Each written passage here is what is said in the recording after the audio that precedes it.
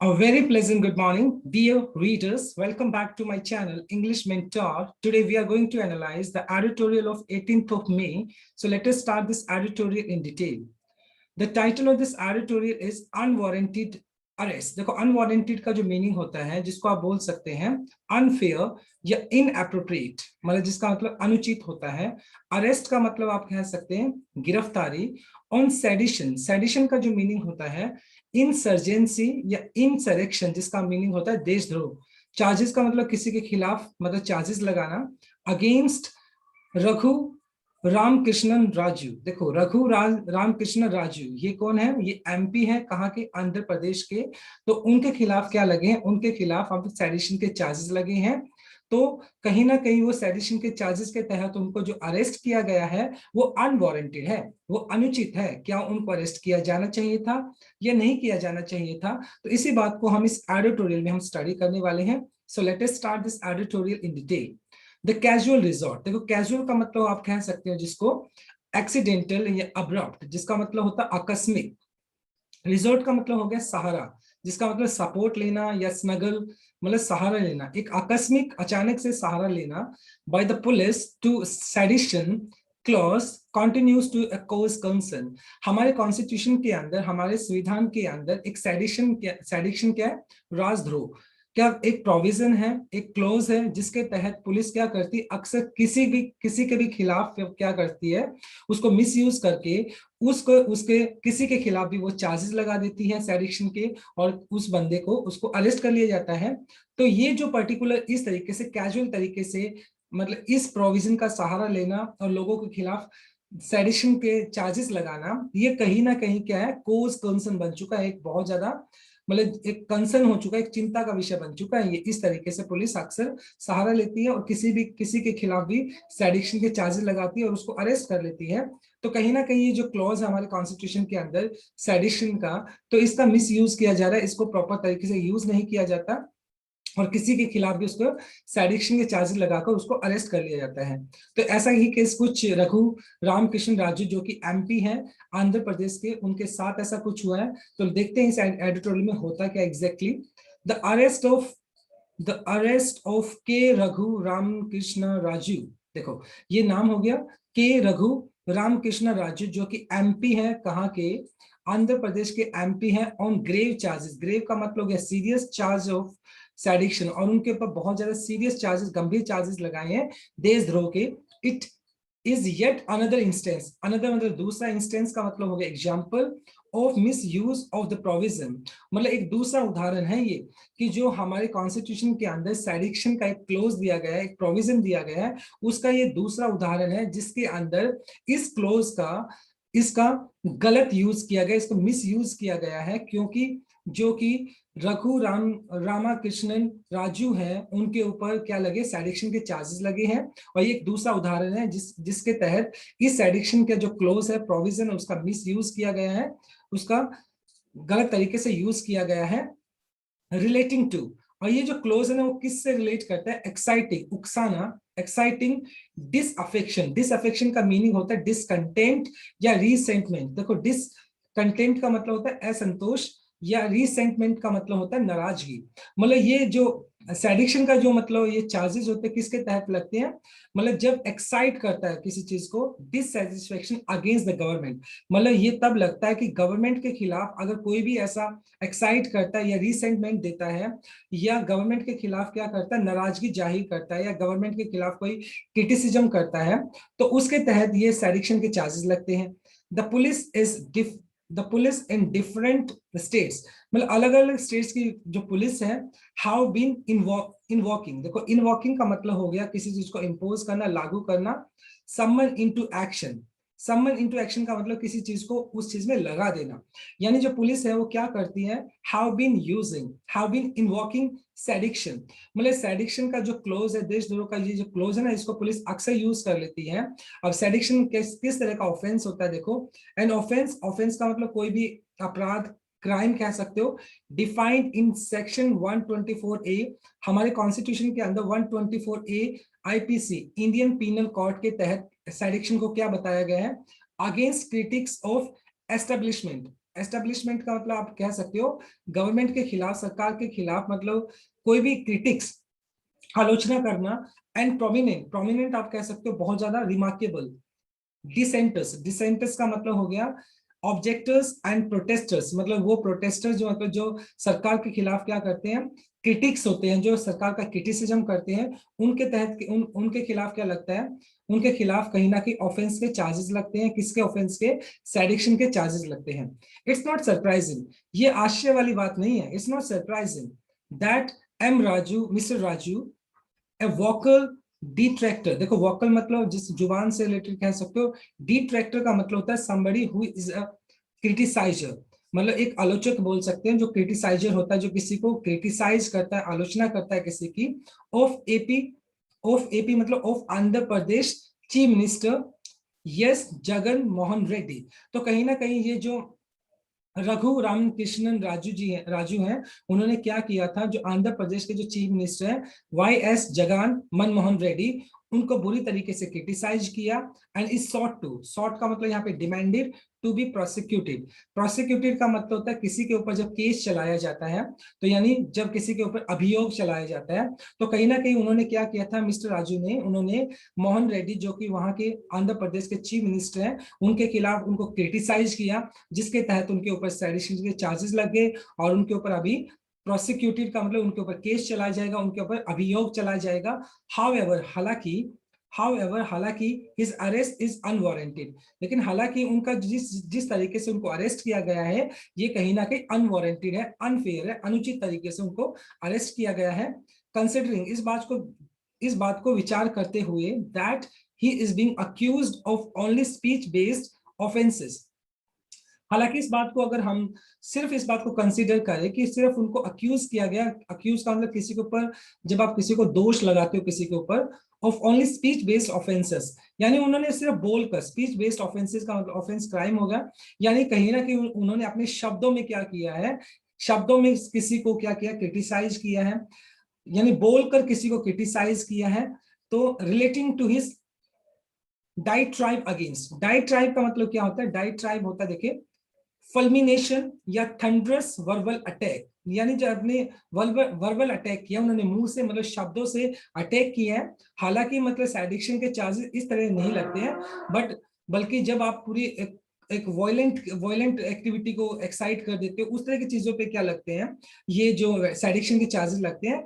हालांकि उन्होंने तो सिर्फ क्या किया, एक वर्बल अटैक किया था किनके ऊपर, मोहन रेड्डी जो कि सीएम है कहाँ के, आंध्र प्रदेश के। उसके बावजूद भी उनके ऊपर क्या लगे, सेडिक्शन के चार्जेस लगे हैं, जो कि अनवारंटेड है, कहीं ना कहीं वो अनुचित है, अगेंस्ट हिज पार्टी लीडर। और उन्होंने क्या किया था, पार्टी लीडर के अगेंस्ट मतलब अपना वर्बल अटैक किया, शब्दों से उनके ऊपर अटैक किया। एंड द सीएम, और कहाँ के सीएम, आंध्र प्रदेश के जो सीएम है, उनके ऊपर भी उन्होंने क्या किया, मोहन रेड्डी के ऊपर भी उन्होंने अटैक किया। हालांकि सिर्फ उन्होंने वर्बल अटैक किया, और वर्बल अटैक के तहत मतलब इसको एक बहुत बड़ा ऑफेंस मानकर सेडिक्शन के चार्जेस नहीं लग सकते हैं, लेकिन फिर भी उनके खिलाफ एक सेडिक्शन के चार्जेस लगाना, यही कहीं ना कहीं अनवारंटेड है, अनुचित है।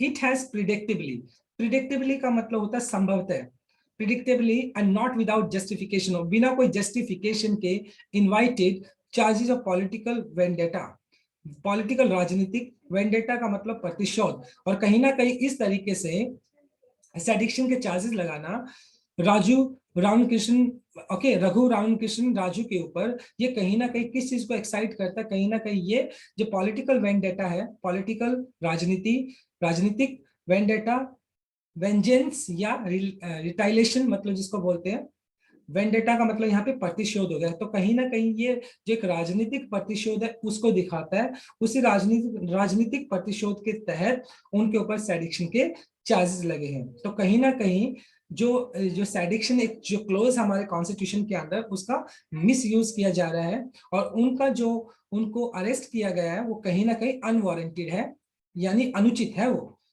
So let us discuss some grammar concept with this particular slide. देखते हैं सबसे पहले have been invoking, देखो ये आपका present perfect continuous हो गया, उसके बाद have के बाद आपने been यूज कर लिया, उसके बाद V1 plus ing, present perfect continuous use कर लिया, उसके बाद to be prosecuted, to be आपका हो गया आपका infinitive case, और उसके बाद आपने V3 यूज कर लिया, passive structure आपने यूज कर लिया।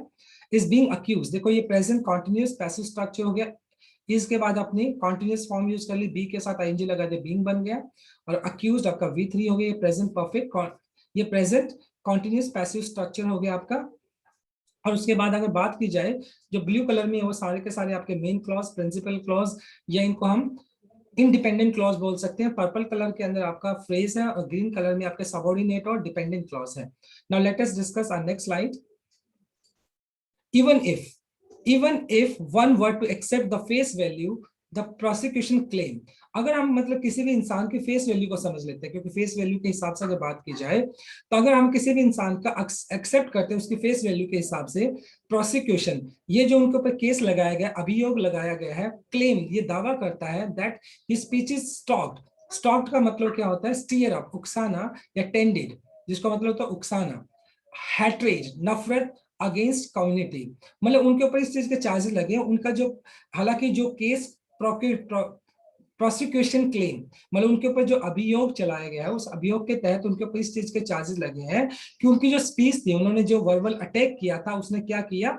स्टीयर अप का मतलब उकसाना, हैट्रेड नफरत अगेंस्ट कम्युनिटी, जो समुदाय हैं उनके अगेंस्ट उन्होंने क्या किया? हैट्रेड को बढ़ावा दिया, नफरत को बढ़ावा दिया। इसके तहत उनको सेडिक्शन के चार्जेस लगे। he had referred to alleged का मतलब है तथाकथित, रैम्पेंट का मतलब होता है बहुत ज्यादा इंटेंस या अनकंट्रोल्ड, कन्वर्जन का मतलब हो गया यहाँ पर ट्रांजिशन या ट्रांसफॉर्मेशन, चेंज करना, एक्टिविटीज इन द स्टेट, मतलब ही हैड रेफर्ड यानी उनको पर इस चीज के चार्जेस लगे हैं कि कहीं ना कहीं उसने अपने जो वर्बल अटैक किया अपनी स्पीच के तहत उन्होंने क्या किया है? एक बहुत बड़ा इंटेंस कन्वर्जन, ट्रांजिशन, एक बहुत बड़ा चेंज लाया अपनी एक्टिविटीज की वजह से स्टेट के अंदर, यानी उनकी स्टेटमेंट की वजह से, उनकी स्पीच की वजह से स्टेट के अंदर बहुत ज्यादा क्या है? बहुत ज्यादा इंटेंस कन्वर्जन, ट्रांजिशन, चेंज आया है उनकी एक्टिविटीज के तहत। एंड अट्रैक्टेड प्रोसिक्यूशन, अट्रैक्टिव मतलब किसी को आकर्षित करना, प्रोसिक्यूशन अभियोग अंडर सेक्शन 153A और सेक्शन 505, राइट। और उसके तहत उनके ऊपर प्रोसिक्यूशन का मतलब उनके ऊपर केस चलाना, क्योंकि उनकी स्पीच ने क्या किया? स्टेट के अंदर बहुत बड़ा रैम्पेंट कन्वर्जन, बहुत बड़ा रैम्पेंट मतलब इंटेंस अनकंट्रोल कन्वर्जन का मतलब हो गया ट्रांजिशन। तो उनकी स्पीच की वजह से स्टेट के अंदर एक बहुत बड़ा चेंज आया, जिसके तहत उनको कौन कौन से चार्जेस लगे? 153A और 505 ये जो सेक्शन है उनके ऊपर चार्जेस लगे। Was his arrest necessary? और उनके ऊपर मतलब इस तरह के चार्जेस लगाना, सिर्फ उन्होंने अपना स्पीच दिया, वर्बल अटैक किया, तो क्या उनका अरेस्ट करना नेसेसरी था? क्या उनका अरेस्ट किया जाना जरूरी था? These offenses attract, और इस तरह के जो ऑफेंस होते हैं वर्बल अटैक की अगर बात की जाती है, offences attract a prison term of only 3 years under, सिर्फ 3 साल तक के उनके ऊपर क्या होते हैं? प्रिजन होता है, जेल होती है, सिर्फ 3 साल का चार्जेस होते हैं under the Arnesh Kumar ruling 2014 of the Supreme court. अगर मतलब सुप्रीम कोर्ट का एक केस था अर्नेश कुमार जो कि 2014 की बात है, तो सुप्रीम कोर्ट ने इस तरह के केसेस के अंदर मतलब सिर्फ क्या किया था? इस तरह का ही केस था और 3 years का इम्प्रिजनमेंट दिया था, जेल दी थी। There is no need to arrest, मतलब जहां तक अगर बात है उसको अरेस्ट करने की जरूरत नहीं है। A person for an offence, एक ऐसा offence that invites a prison term of 7 years और लेस, मतलब एक ऐसा इंसान जिसको मतलब क्या है उसको अरेस्ट करना इस तरीके से, अनवारंटेड तरीके से अरेस्ट करना, मतलब वो क्या है?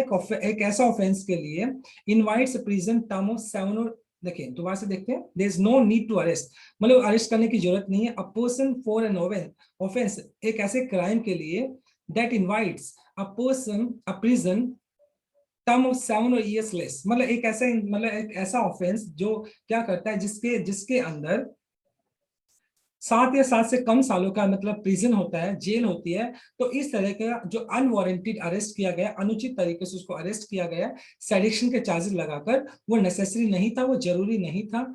फर्दर अगर इसकी बात की जाए, further even sedition which allows a maximum sentence of life imprisonment, अगर किसी के खिलाफ सेडिक्शन के चार्जेस लगते भी हैं तो मैक्सिमम से मैक्सिमम उसको लाइफ इम्प्रिजनमेंट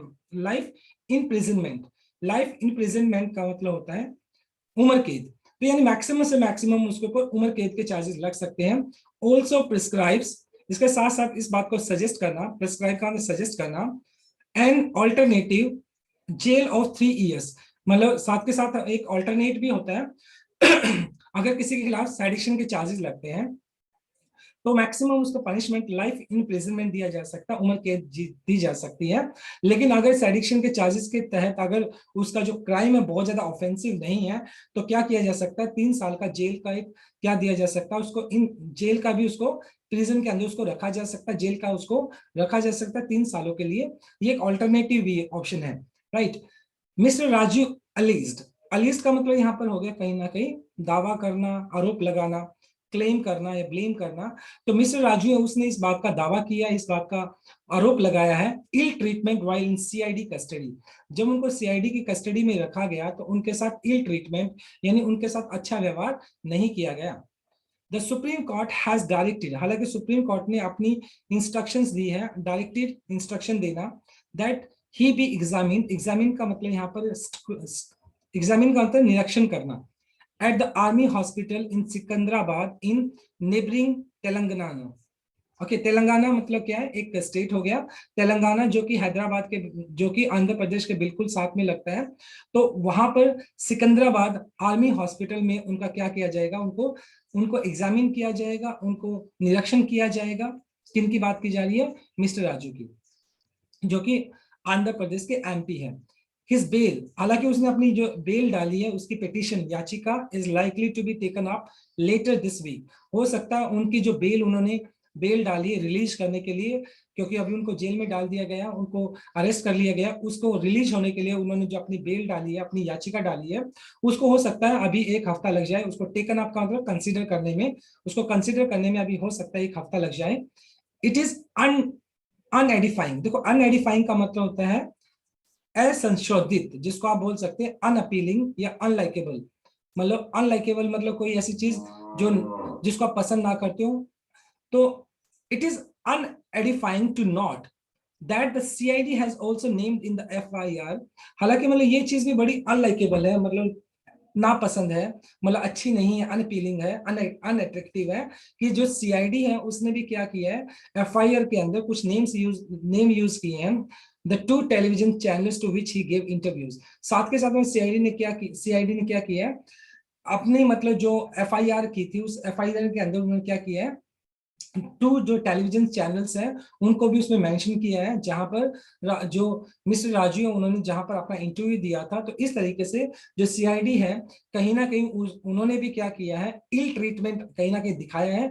और ये किन्होंने चार्जेस लगाए हैं, ये मिस्टर राजू ने चार्जेस लगाए कि सीआईडी के तहत सीआईडी ने भी उसके साथ इल ट्रीटमेंट किया है, अच्छे से व्यवहार नहीं किया है, और उनके ऊपर कहीं ना कहीं सेडिक्शन के चार्जेस लगाए हैं। साथ के साथ जो टेलीविजन चैनल्स पे उन्होंने जो इंटरव्यू दिया था उनका भी उन्होंने क्या किया, वहां पर उनका भी नाम एफआईआर में दायर किया है।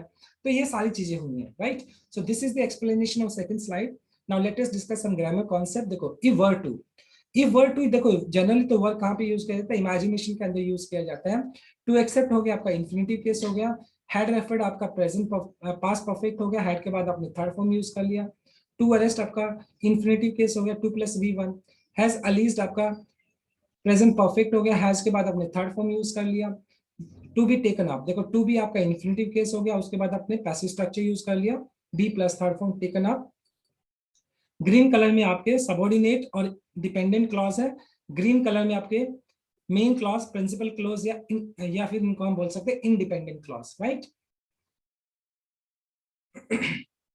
While the legal process will take its course, हालांकि मतलब ये उनके ऊपर जो सेडिक्शन के चार्जेस लगे हैं, जो कानूनी प्रक्रिया है वो मतलब अभी टाइम लगेगा उसके, उसमें will take its course, course का मतलब अपनी मतलब एक स्पीड के अंदर, अपनी पेस के अंदर। हालांकि जो लीगल प्रोसेस है अभी उनके ऊपर सेडिक्शन के चार्जेस लगे हैं, वो अपनी पेस से चलेगा, अपनी अपनी ही गति से आगे बढ़ेगा। It is it is once again it is once again time for a reflection. Reflection का मतलब हो गया कंसिडरेशन, किसी चीज को विचार करना, मेडिटेशन या सोचना। और the need and relevance of the offence of sedition, देखो मतलब ये बात दोबारा से विचार करने लायक हो गई है कि जो मिस्टर राजू जो कि वहां के एमपी, मतलब एमपी है कहाँ के, आंध्र प्रदेश के, उनके ऊपर सेडिक्शन के चार्जेस लगे हैं। तो फिर दोबारा से मतलब क्या है, once again time for a reflection, ये सोचने वाली बात है, ऑन द नीड, जरूरत के ऊपर, रेलेवेंस ऑफ ऑफेंस ऑफ सैडिक्शन, क्या मतलब उनके ऊपर जो सैडिक्शन के चार्जेस लगे हैं क्या वो रेलेवेंट है, क्या उनके ऊपर सैडिक्शन के चार्जेस लगने थे। सिर्फ उन्होंने क्या किया था, एक वर्बल अटैक किया था सीएम वहां के, तो क्या उनके ऊपर इस तरह के सैडिक्शन के चार्जेस लगना रेलेवेंट था, ये सोचने की बात है, उसकी जरूरत थी या नहीं थी। अ कॉलोनियल, कॉलोनियल एरा कौन सा है, ब्रिटिश एरा, जब मतलब ब्रिटिशर्स इंडिया पे राज करते थे तो उस दौरान की बात है। प्रोविजन वही क्लोज हो गया, यूज टू इम्प्रिजन, जेल में डालना, people for political writings in support of Indian independence. और ये मतलब जो इंसरेक्शन या जो सैडिक्शन है, ये क्लोज कब से है, जब इंडिया मतलब क्या था, इंडिया इंडिपेंडेंट नहीं था, आजाद नहीं था, फ्री नहीं था। तो उस टाइम ब्रिटिशर्स थे, उन्होंने क्या किया था, जो कोई भी मतलब क्या करता था, पॉलिटिकल मतलब राजनीतिक राइटिंग, मतलब कोई भी मतलब ऐसा इंसान जो कि क्या करता था, पॉलिटिकल या राजनीतिक राइटिंग करता था, गवर्नमेंट के खिलाफ कुछ भी लिखता था, तो उसको जेल में डाल दिया जाता था। इन प्रिजन, इन प्रिजन का मतलब जेल में डाल देना। इन सपोर्ट ऑफ इंडियन इंडिपेंडेंस, मतलब कोई भी भारत की आजादी के लिए कुछ भी एक पॉलिटिकल राइटिंग लिखता था जो कि इस बात को उकसाती थी, कि लोगों को उकसाती थी, तो उनके ऊपर, उनके खिलाफ क्या करते थे, जो ब्रिटिशर्स थे वो उनको जेल में डाल देते थे और उनके ऊपर सैडिक्शन के चार्जेस लगा देते थे। तो कहीं ना कहीं बहुत पुराना ये सैडिक्शन के चार्जेस 70 मतलब बहुत पुराना मतलब कह सकते हो, ये क्लोज चलता आ रहा है, अभी तक वो इंडिया में फिलहाल चल रहा है। To remain on the status status book, देखो स्टेटस, स्टेटस का मतलब यहाँ पर हो गया लॉ बुक, कानूनी जो किताब है उसके अंदर, मतलब जो ब्रिटिशर्स थे तब से लेकर अभी तक भी ये क्या है, वो जो प्रोविजन है उस बुक के अंदर अभी भी एग्जिस्ट करता है। द स्टेट गवर्नमेंट, जहां तक राज्य सरकार की बात की जाए, एंड वेरियस पुलिस डिपार्टमेंट्स, और जो पुलिस डिपार्टमेंट्स हैं, are known for casual resort, casual resort का मतलब सहारा लेना, to precaution prosecutions under his section is a poor reflection of understanding of law among civil servants everywhere। देखिए, अगर बात की जाए, जो स्टेट गवर्नमेंट्स हैं या दूसरे जो पुलिस डिपार्टमेंट्स हैं, अक्सर उनको जाना जाता है किस बात के लिए, कि वो अक्सर कैजुअल, कैजुअल मतलब आप जिसको बोल सकते हैं आकस्मिक, सडनली, रिजॉर्ट का मतलब सहारा लेना, एंड प्रोसिक्यूशन का मतलब केस दायर करना अंडर दिस सेक्शन। और अक्सर मतलब ये जो पुलिस डिपार्टमेंट्स है या स्टेट गवर्नमेंट्स है, अक्सर जो सैडिक्शन का जो एक क्लोज हमारे कॉन्स्टिट्यूशन के अंदर उसका सहारा लेते हैं, जो क्या किस चीज का, इज ए पुअर रिफ्लेक्शन। ये क्या दिखाता है, एक पुअर रिफ्लेक्शन दिखाता है, एक एग्जीबिशन दिखाता है, एग्जीबिशन का दिखावा, दिखाना ऑफ अंडरस्टैंडिंग मतलब समझ, एक मतलब एक बहुत ही कह सकते हैं एक एक अंडरस्टैंडिंग जो कि बहुत कम कम लेवल की एक अंडरस्टैंडिंग है, एक छोटी सोच को दिखाता है। ऑफ लॉ अमंग, जो कानून है, अमंग सिविल सर्वेंट्स एवरीवेयर, जो सिविल सर्वेंट्स है, जो गवर्नमेंट इंप्लॉइज है, जो सिविल सर्वेंट्स है, तो अक्सर वो क्या करते हैं, इस जो सेडिक्शन का जो एक क्लॉज है उसका गलत फायदा उठाते हैं और लोगों के खिलाफ क्या करते हैं, सेडिक्शन के चार्जेस लगाते हैं। It is not fairly well non, fairly well non, अभी ये बात है ना, फेयरली तरीके से मतलब नॉन मतलब सभी जानते हैं इस बात को, that the section is attracted, that the section is attracted only if there is an eminent, eminent का मतलब हो गया approaching या impending, आने वाला, impending threat to the public order। मतलब अगर हमारा जो पब्लिक ऑर्डर होता है, हमारे जो जो जनता की जो व्यवस्था होती है, अगर उसको, एमिनेंट का मतलब आने वाला, थ्रेट खतरा, मतलब ये जो है सेडिक्शन के चार्जेस कब लगते हैं, जो हमारा पब्लिक ऑर्डर है अगर उसको क्या कर देता है, उसके लिए खतरा बन जाता है। क्या मतलब अगर आपके शब्द या आपने कुछ ऐसा बोला है जो कि पब्लिक के ऑर्डर के लिए, पब्लिक के लिए खतरा बन जाता है, तो उसको सेडिक्शन की कैटेगरी में रखना चाहिए। और there is actual incitement, incitement का मतलब होता है उकसाना, जिसको आप बोल सकते हैं प्रोवोकेशन या एग्रीवेशन, राइट, टू वायलेंस, मतलब या फिर एक ऐसा मतलब लोगों को उकसाना जिससे कि वायलेंस हो, हिंसा बढ़े। तो इस तरह की जो चीजें होती है ना, उनको सेडिक्शन में रखा जाना चाहिए। इंग्रेडिएंट्स, इंग्रेडिएंट्स का मतलब होता है कंपोनेंट्स या elements that are invariably, invariably का मतलब always, constantly absent in the most of the cases. और अगर मतलब अगर बात की जाए ज्यादातर केसेस के अंदर जिनके ऊपर सेडिक्शन के चार्जेस लगते हैं, तो इस तरह की चीजें तो अक्सर मिलती ही नहीं है। मतलब मान लो सामने वाले ने सिर्फ अपना एक वर्बल अटैक किया, उसने उसकी वजह से वायलेंस नहीं हुआ, या पब्लिक ऑर्डर जिसकी वजह से अस्त व्यस्त नहीं हुआ, तो उन उन केसेस में क्या होना चाहिए, सेडिक्शन के चार्जेस लगने चाहिए। लेकिन ज्यादातर जिन लोगों के खिलाफ सेडिक्शन के चार्जेस लगे हैं, ये चीजें तो, ये इंग्रेडिएंट्स तो, ये एलिमेंट्स तो उन केसेस में मिले ही नहीं, फिर भी उनके खिलाफ सेडिक्शन के चार्जेस लगा दिए गए। In addition it remains regularly. इसके अलावा मतलब इन एडिशन मतलब किसी चीज को जब आप ऐड करते हुए, यानी फर्दर आप किसी चीज को बताते हुए बोलते हो, इट रिमेन्स वेग्युली। वेग्युली का मतलब अनक्लियर, एस्पर्स्ट, एम्बिग्यूअस जिसको बोल सकते हो। और ये बात हमेशा से क्या रही है, ये जो सेडिक्शन के जो क्लोज है, ये हमेशा से क्या रहा है, वेग्युली रहा है, अनक्लियर रहा है, एंड टू ब्रॉडली डिफाइंड। और इसको डिफाइन भी बहुत डिफाइन तरीके, मतलब क्या किया, ब्रॉडली, बहुत ह्यूजली, बड़े मतलब बहुत गहराई से इसको डिफाइन किया गया है। द टर्म डिसअफेक्शन, डिसअफेक्शन का मतलब हो गया रिसेंटमेंट, या जिसको आप नाराजगी बोल सकते हो, राइट, असंतोष बोल सकते हो, is said to include disloyalty and feelings of enmity. देखिए अब मतलब इसके अंदर क्या किया गया है, जो इसके अंदर जो टर्म डिसाइड की गई है, कौन कौन सी चीजों को सेडिक्शन के अंदर रखा जाएगा, तो ये ब्रॉडली डिफाइन किया गया है। The term dissatisfaction is said to include. अब हालांकि मान लो कि अगर आप अपनी नाराजगी दिखाते हो अपनी सरकार को, तो नाराजगी तो दिखा सकते हो आप, लेकिन उसको डिसलॉयल्टी की कैटेगरी में रखा गया है। डिसलॉयल्टी मतलब गद्दारी करना। And feelings of enmity, enmity का मतलब होता है जिसको आप बोल सकते हो हॉस्टिलिटी या रेनकॉर। रेनकॉर का मतलब होता है दुश्मनी। मतलब अगर आप अपना डिस अफेक्शन दिखाते हो, रिसेंटमेंट दिखाते हो सरकार के खिलाफ, तो उसको मतलब उसको क्या माना जाता है, डिसलॉयल्टी माना जाता है। उसको गद्दारी माना जाता है, या उसको फीलिंग ऑफ एनिमिटी माना जाता है, यानी एक दुश्मनी की भावना माना जाता है। तो कहीं ना कहीं मतलब अपने ही तरीके से इसकी डेफिनेशन दी गई है। और मतलब जब इसका यूज करना होता है तो उस डेफिनेशन का यूज करके किसी को भी अरेस्ट कर लिया जाता है। वारंटिंग ए टोटल रिकंसिडरेशन, और इस तरीके से किसी को वारंट करना मतलब टोटल रिकंसिडरेशन, इस पर दोबारा से विचार करना चाहिए, उसको रिकंसिडर करना चाहिए। रिसेंटली जो फिलहाल हुआ है, the Supreme Court decided to revisit the constitutionality. Constitutionality का मीनिंग आप बोल सकते हो संवैधानिकता और दिस सेक्शन। क्या ये जो पर्टिकुलर जो सेडिक्शन का ये क्लोज है, इसके संवैधानिकता क्या है, इसको रिविजिट करना चाहिए, उसको दोबारा से रीलुक करना चाहिए, उसको दोबारा से एनालाइज करना चाहिए। सुप्रीम कोर्ट ने इस बात को डिसाइड किया है। वाइल ए जुडिशियल, जुडिशियल मतलब कानूनी कह सकते हो, वर्डिक्ट, वर्डिक्ट का मतलब निर्णय, विल बी वेलकम, मतलब जो कानूनी जो भी निर्णय होगा उसको वेलकम किया जाना चाहिए। It would be even more protective, मतलब ये मोर प्रोटेक्टिव होगा, सुरक्षात्मक होगा, और फ्री स्पीच।